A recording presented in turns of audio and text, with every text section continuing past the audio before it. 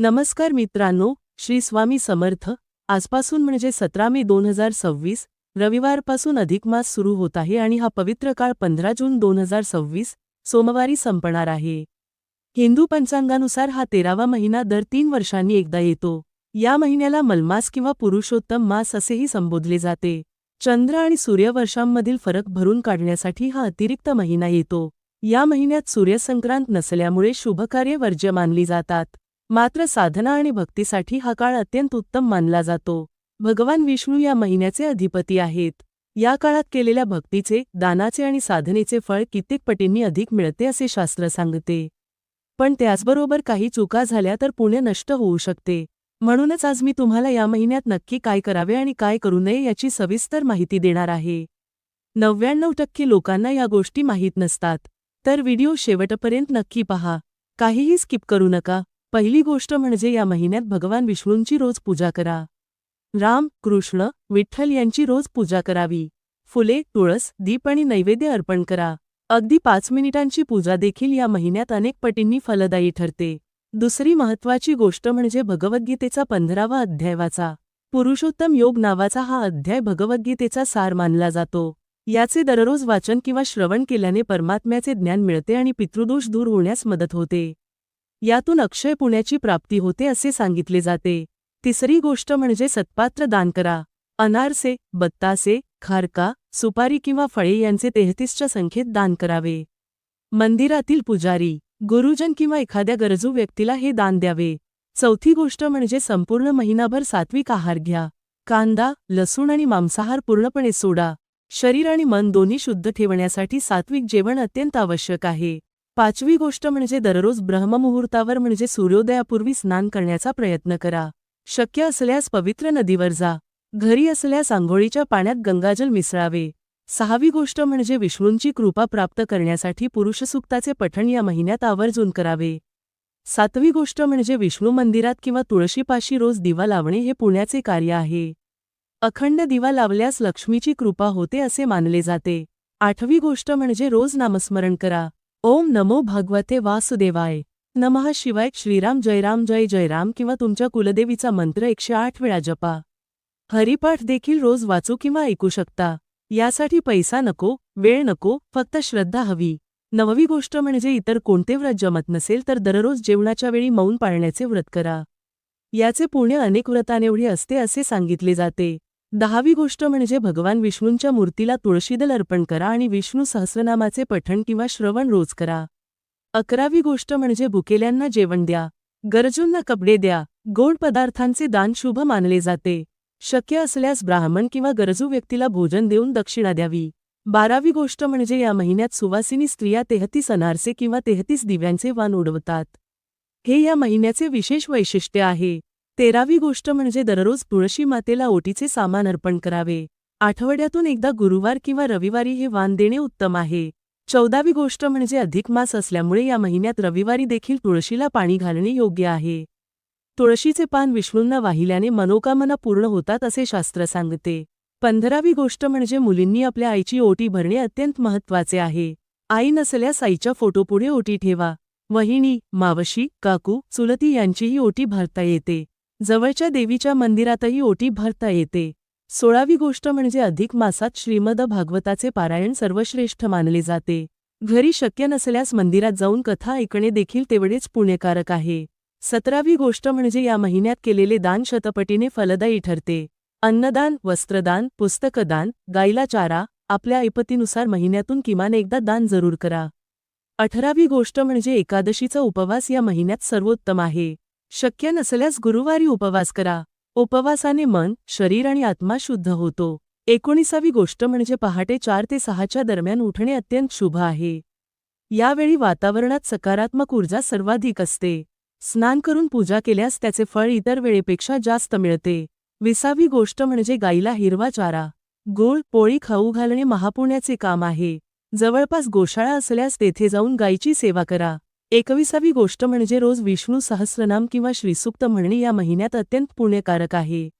वेळ नसल्यास किमान 3 वेळा नमो नारायणाय नमः म्हणा। 22वी गोष्ट म्हणजे अधिक मासात वाढदिवस साजरा करणे, वर्षश्राद्ध करणे आणि कुलदेवीच्या दर्शनाला जाणे यास कोणतीही अडचण नाही।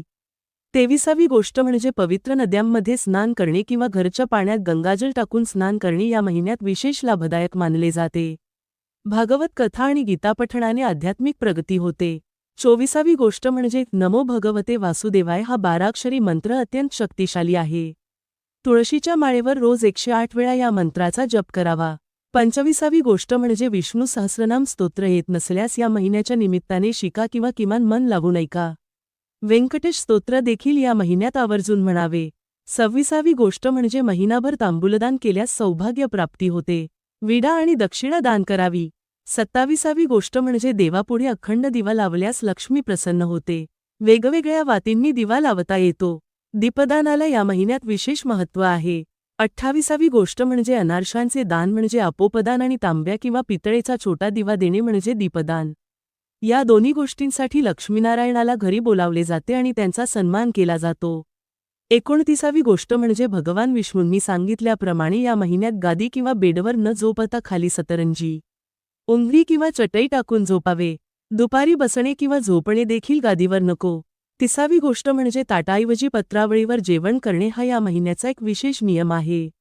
हे व्रत पाळता आल्यास जरूर पाळावे. 31वी गोष्ट म्हणजे एक वेळ जेवून अधिक मास पाळता येतो. त्याच्याप्रमाणे संपूर्ण महिना गाईला घास घालणे हे देखील महत्त्वाचे व्रत आहे.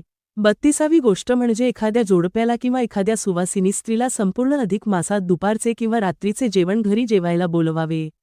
33वी गोष्ट म्हणजे दीपदान, आवळी स्नान, तीर्थस्नान, तिळदान, तांदूळदान, धान्यदान, सौभाग्यवस्तूंचे दान, गोदान आपल्या शक्तीनुसार यांपैकी जे जमेल ते करा. 34वी गोष्ट म्हणजे एक दिवस जेवण एक दिवस उपवास किंवा दिवसातून फक्त एकदाच जेवण असे एकभुक्त व्रत करता येते. 35वी गोष्ट म्हणजे जर तुमच्या बोलण्याने घरचे किंवा बाहेरचे दुखावत असतील तर या महिन्यात कठोर न बोलण्याचे व्रत घ्या. 36वी गोष्ट म्हणजे स्त्रिया वर्षानुवर्षे या महिन्यात हळदी कुंकू स्वस्तिक व्रत, लाखोळी व्रत आणि गोपद्म व्रत करतात. ही परंपरा जतन करा. 37वी गोष्ट म्हणजे रोज तुळशीची पूजा करा किंवा एखाद्या सुवासिनीला बोलवून तिची ओटी भरा. सकाळचा चहा किंवा दूध देणे देखील या महिन्यात पुण्याचे मानले जाते. 38वी गोष्ट म्हणजे प्रत्येक व्रत हे स्वतःची प्रकृती पाहून आणि संकल्प करूनच सुरू करावे. ओघात सुरू करून सोडू नका. 39वी गोष्ट म्हणजे संक्षिप्त श्रीमद भागवत, मूळ भागवत किंवा भगवद्गीता यांचे पारायण करता येते. भगवान विष्णूंचा इतर कोणताही ग्रंथ तुम्हाला माहीत असेल तर त्याचेही पारायण करा. 40वी गोष्ट म्हणजे नवनाथ, गुरुचरित्र, दुर्गासप्तशती, स्वामीचरित्र सारामृत, मल्हारी मर्तंड, श्रीपाद श्रीवल्लभ चरित्र या ग्रंथांचे पारायण देखील या महिन्यात करता येते. 41वी गोष्ट म्हणजे महिनाभर दूध, साखर किंवा आवडता पदार्थ सोडणे हे या महिन्याचे महत्त्वाचे अंग आहे. पंचामृतातील एखादा पदार्थ सोडण्याची परंपरा अनेक घरांत आहे. 42वी गोष्ट म्हणजे काही भक्त या महिन्यात चप्पल घालत नाहीत, दाढी करत नाहीत, केस कापत नाहीत. असे बाह्य त्याग देखील भक्तीचा एक भाग मानले जातात. 43वी गोष्ट म्हणजे अधिक महिन्यात जावयाला कपडे देताना ती कोरडी न देता कपड्यांना हळदी कुंकू लावून मांगल्याने त्यांच्या हाती द्यावी. हे शुभ मानले जाते. 44वी आणि सर्वात महत्त्वाची गोष्ट म्हणजे जर तुमच्या साधनेचे फळ मिळत नसेल तर लक्षात घ्या, कुलदेवी, कुलदेव आणि पितरांची सेवा झाल्याशिवाय व्रत वैकल्याचे पूर्ण फळ मिळत नाही. या महिन्यापासून कुलदेवीचा उपवास सुरू करा. त्यांच्या वारी कुंकुमार्चन, अभिषेक किंवा आरती करा. पौर्णिमेला कुलदेवीची ओटी भरा. घरातील कर्त्या पुरुषाने कुलदेवाचा उपवास सुरू करावा. हे नियमित केल्यास जीवनात मोठे बदल दिसतील. आता अधिक महिना जितका शुभ आणि पवित्र आहे तसेच या महिन्यात काही महत्त्वाच्या नियमांचे पालन करणे सुद्धा तेवढेच महत्त्वाचे आहे. तर काय करू नये हे देखील जाणून घेऊया. या अधिक मासात विवाह, साखरपुडा, मुंडण, मुंज, जावळ, गृहप्रवेश यांसारखे कोणतेही शुभकार्य या महिन्यात करू नये. हा साधनेचा महिना आहे, कार्यक्रमाचा नाही. आधीच काही ठरले असेल तर विद्वान पंडिताचा सल्ला घ्या. त्याचबरोबर नवीन व्यवसाय सुरू करणे किंवा नवीन नोकरी जॉईन करणे या महिन्यात उचित मानले जात नाही.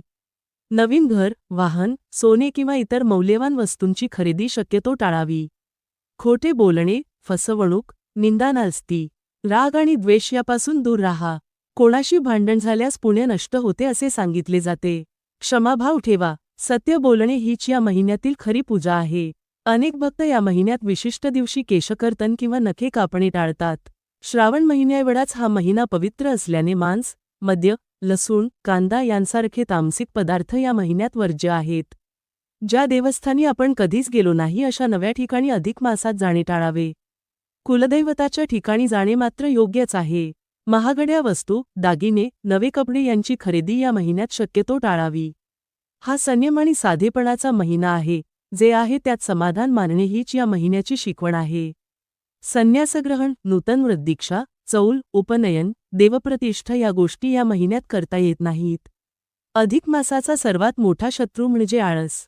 नंतर करू, उद्या करू हे या महिन्यात चालत नाही. रोज एक माळ, एक दिवा, एक तुळशी पान हे एकच नियम भावपूर्वक पाळा. सवय लागेल आणि फळही मिळेल. गृहारंभ किंवा वास्तुशांती या महिन्यात करायची नाही. नवीन घर तयार असले तरी या महिन्यात राहायला जाता येत नाही कारण वास्तुशांती करता येत नाही. अगदी शेवटी हे देखील जाणून घ्या की या महिन्याला अधिक मास का म्हणतात. कारण हा अतिरिक्त महिना असतो जो 33 महिन्यांनी येतो. मलमास म्हणजे जो मलिन मानला गेला होता पण भगवान श्रीकृष्णाने स्वतः स्वीकारला तो मलमास. आणि धोंड्याचा महिना का म्हणतात तर या महिन्यात धोंडे म्हणजेच अनारसे बनवले जातात म्हणून. मित्रांनो, ही माहिती तुम्हाला उपयुक्त वाटली असेल तर व्हिडिओला लाईक करा, जास्तीत जास्त शेअर करा आणि चॅनलवर नवीन असाल तर सबस्क्राईब करायला विसरू नका. व्हिडिओ शेवटपर्यंत पाहिल्याबद्दल मनापासून आभारी आहे. धन्यवाद. श्री स्वामी समर्थ. जय जय स्वामी समर्थ. रामकृष्ण हरी. जय जय रामकृष्ण हरी.